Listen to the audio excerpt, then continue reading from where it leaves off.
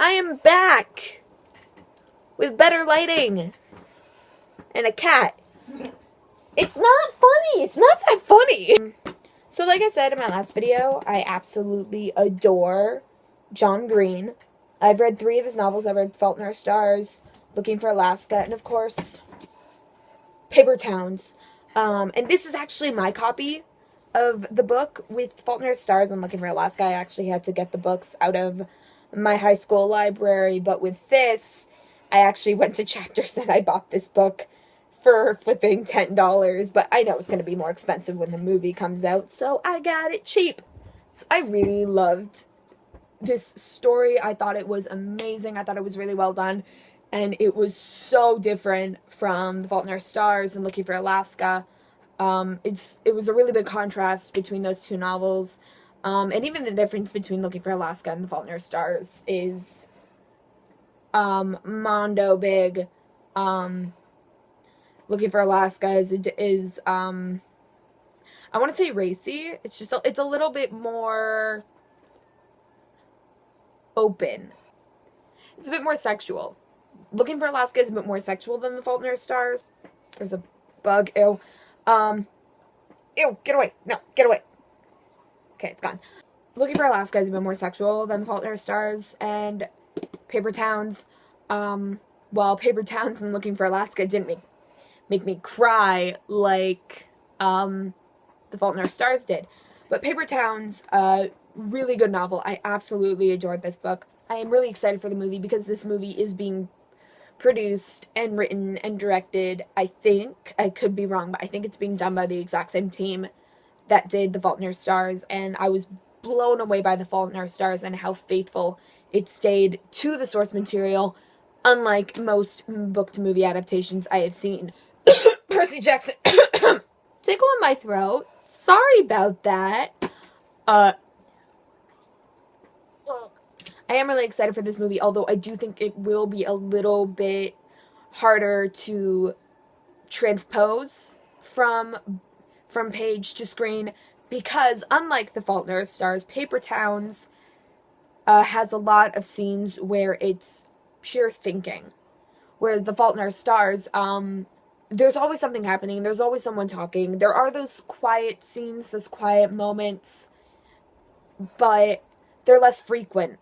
There's always something going on in The Fault in Our Stars, from Hazel's emergency hospital visit to Amsterdam to Augustus to everything. Where in Paper Towns, there are moments when the main character Q is just walking around empty subdivisions thinking to himself, which can be done through a voiceover, but it can be, especially in this day and age where movies are meant to be pure action, like examples, Fast and Furious, Good Day to Die Hard, the Star Trek reboot. Scenes like that could be boring in a movie. So I'm really excited to see what they do with it. I'm really excited to see how they stay with the source material, because I do think this will be harder to transpose from page to screen. Getting on with the novel.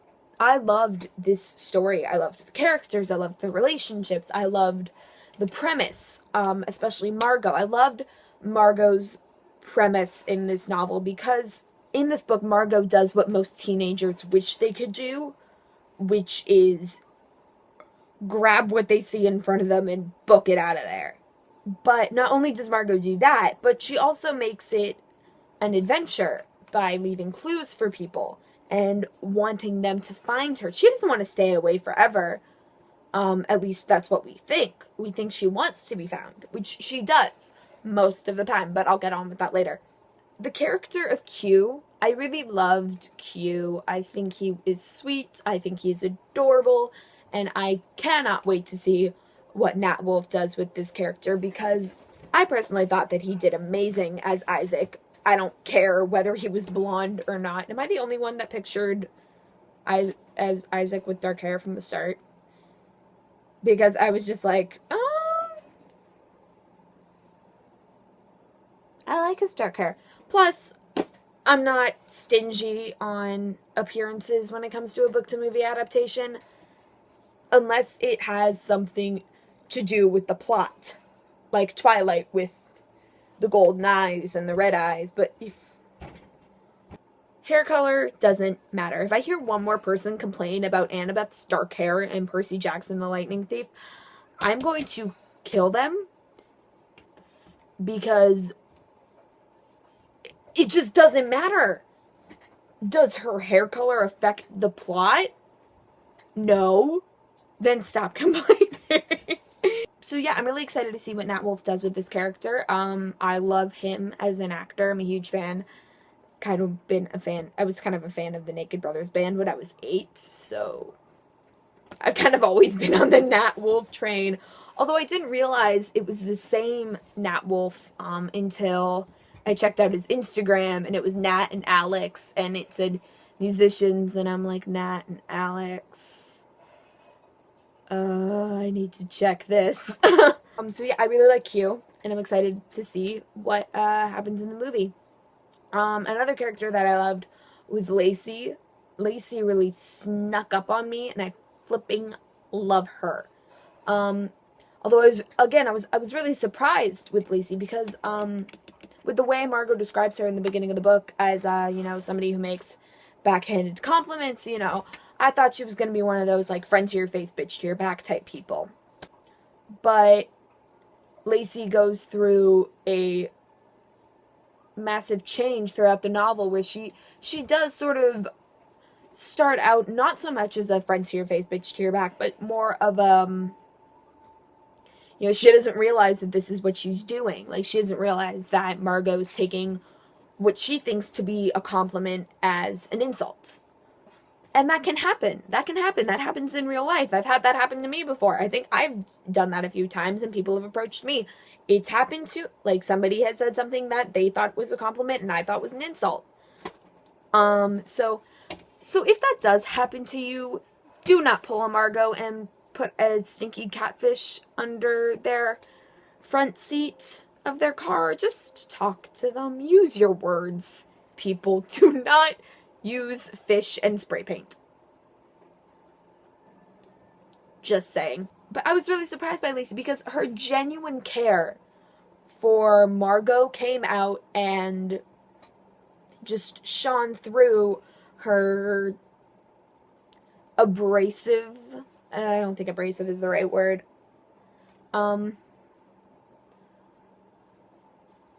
It just shone through her bitchy exterior. Also, another thing I loved about Lacey was her relationship with Q and Radar. I loved her relationship with Ben. That was something that really snuck up on me, and that I love. I now ship it to the max. I ship it like FedEx. But I really loved her relationship with Radar and Q, where it was just pure friendship. And I loved that, because there was a part in the book where Lacey said, she was drunk, and, but she did say, you're like my best friend. And I loved that, because, I love the fact that there was a guy-girl relationship that wasn't put off as romantic. It's purely friendship, purely platonic, and I loved that. And I feel like that's something that needs to be represented more, because I absolutely hate it. And it's one of my biggest pet peeves. I hate it when people say guys and girls can't be just friends. And I'm sitting over here like, I have an entire group of guy friends who are, like, the most amazing friends I could ever have. They're my bestest friends in the world. Bestest isn't a word. I don't even care. That is the word I'm going to use to describe them. They are so amazing, and I absolutely adore them and love them. And I feel like that relationship shown with Lacey, Q, and Radar, I feel like it was just such a blessing. So I really want to thank John Green for putting a relationship like that into a novel. He also did that with Hazel and Isaac in The Fault in Our Stars and Alaska and The Colonel. Just pure guy-girl friendship. Thank you. So, with the story itself, for those who don't know, this book is split into 3 parts. There's part 1, which is the adventure with Margot. Part 2 the looking for Margot, and then part 3, finding Margot. Looking for Margot. Not as catchy as looking for Alaska. I really liked part 1 and 2, which is the adventure with Margot, and then the looking for Margot. And I liked the first part of part 3. I liked part 1 because, you know, it had, especially even with the prologue, it had Q and Margot's relationship laid out flat. It had Margot introduced to us just flat right off the bat. Like, this is who she is. This is what is happening. Enjoy. And then there was part 2 with the looking for Margot, which had a lot more of the character development with Lacey and Q and Ben and Radar. Ben went from just, you know, worrying about who he's going to prom with to, and calling every girl he sees a honey bunny, which drove me up a wall so much. I still love Ben, though. He went from worrying about his prom date to actually caring about Lacey and I almost said Alaska and Margot. I now have looking for Alaska on the brain. And then there was Radar, who went from freaking out about his parents' Black Santa collection, which I thought was so funny. Every family has that one thing. And for him, it's Black Santas. Also, Lacey's character development from just being, hey, to, you okay, sweetie? You know, I really loved that. And Q, I think Q had one of the biggest realizations ever. He realized that there's more to a person than what they know. Because the thing about Margot was Margot only acted certain ways with certain people. Sun coming in and out. Margot only acted certain ways with certain people, and I think Q realized that and was able to deal with that. So I really liked part 2 because of that. And I loved part 3. I really did. I liked part 3. Not so much the end, but I'll get to that. I liked part 3 because it was pure fun with the getting in the car and just driving down the highway at 72 miles per hour. Oh my god. And you're wondering why you got in an accident, you idiots. It's not their fault there was a cow on the road. But it was just pure fun because they're in this car and they're listening to random music and they're stopping at random gas stations getting world's best grandma and communist t-shirts for the black guy. It was fun. It was fun. But I think the end bugged me because I think I became, when reading this book, I think I became Lacey, Ben, and Radar. Not so much, I didn't become Q, but I became Lacey, Ben, and Radar, where I liked the clues more than I liked Margot. Because Margot was just so rude.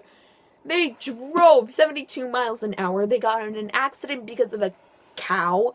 You know, they're not, Ben and Radar aren't wearing any underwear. Ben's wearing a graduation robe and a communist t-shirt. Radar's wearing a world's best grandma t-shirt, like, and she's just so rude to them. She's like, "Hi, what are you doing here?" And she just starts acting so bitchy, and I was like, "What are you doing?" I was surprised like them. I thought Margot wanted them to find her.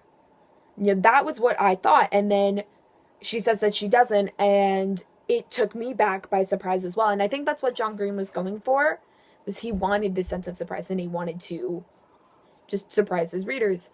And he did. But then we find out why Margot wants to do this, and then the ending, it was just, this is the ending.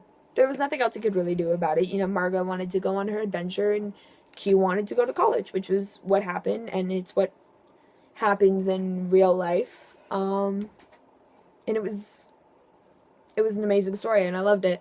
And I'm definitely gonna reread this, and I definitely recommend it. to anyone who is thinking about reading this book, read this book. It is fabulous. To anybody thinking about reread this book. Just do what you want. You know, you don't have to. You don't have to listen to me. I mean, I'm just a random girl sitting in her basement talking to a camera. But, you know, you do what you want. But I really recommend this book to anyone. Just check out this book. It's amazing. So thanks for watching. You know, you can click subscribe, click like, leave a comment. You know, I've got those links down below. You can check them out if you want. So yeah. Bye. Why do I always say it like that? I don't. Grr.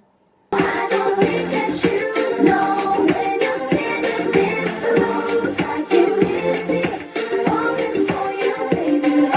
Oh, oh. Let the mocking begin.